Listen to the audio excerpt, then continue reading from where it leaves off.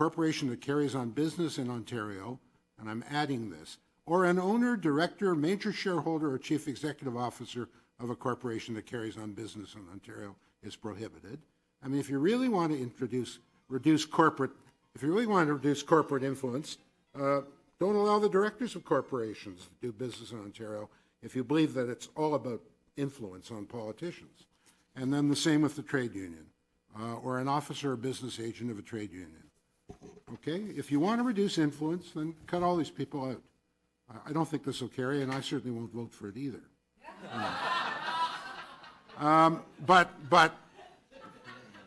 So I'm going to try the opposite then, as an or motion. The Executive Committee recommend to City Council that Appendix B, contained in the report November 16 from the City Clerk in the interest of providing transparency so that the public can actually know who's contributing to municipal political campaigns, be deleted. There have been a number of arguments advanced, but I think Councillor Minnan-Wong's presentation has clearly indicated that all you're doing, if you adopt this proposal, is driving these contributions underground. Now, the originator of the campaign of the original election bylaw was a collaboration between Bernie Naiman and myself in North York. In the old days on North York Council, some members of council bought Cadillacs after the municipal election with the surplus funds they had. There were no limits on contributions. Nothing was transparent and open. And you got to keep it. And we fought vigorously and successfully a campaign to make sure campaign contributions were open and transparent. And that's what they are now. They are open and transparent, and any member of the public can flip to the city website and know exactly who's making a contribution to your campaign. But you won't if you pass this bylaw. You will bury those contributions. Let me show you an example.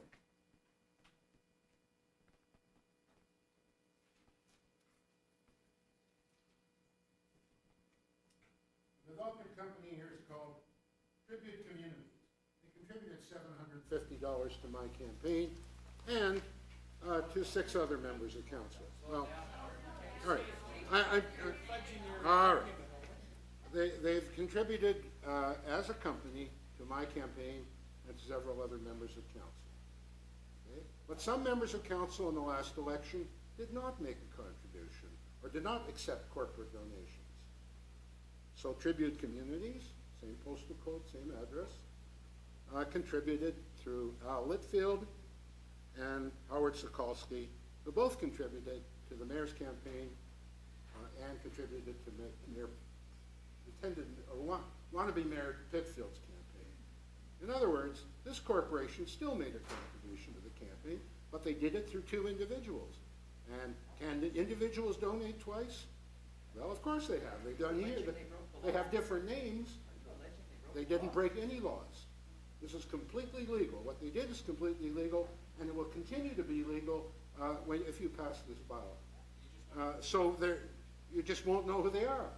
So, in fact, if there are other principals in this corporation, they can each make a contribution to a candidate, and will make contributions to candidates. And, in fact, you'll end up with multiple contributions from vested interests, but they'll just be buried. You won't know who they are. Right now, the city has designed a wonderful website.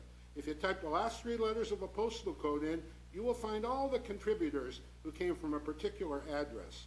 That's how I'm able to dig this information. I could sit there for hours playing with this, and I know where all the contributions came from.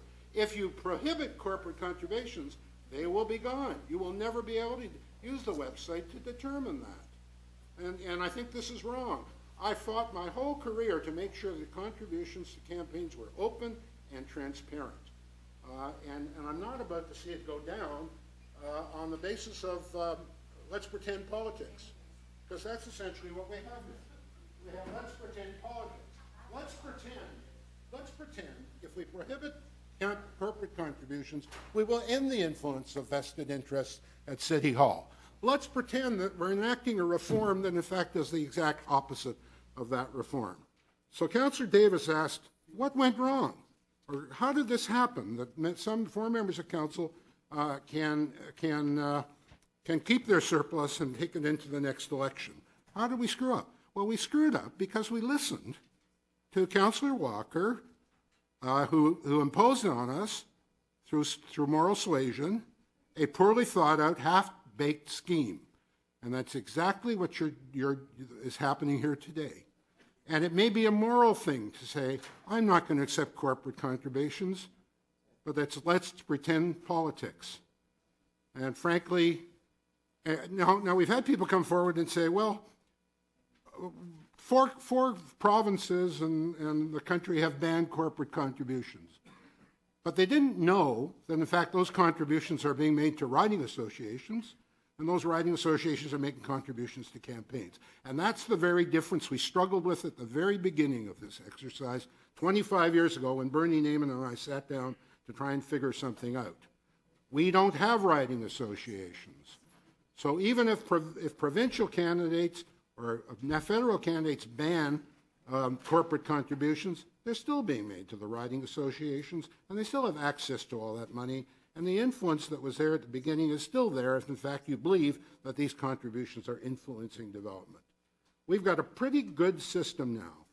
It's a good system because Councillor Minnan-Wong can flick on the website and know exactly where the contributions are.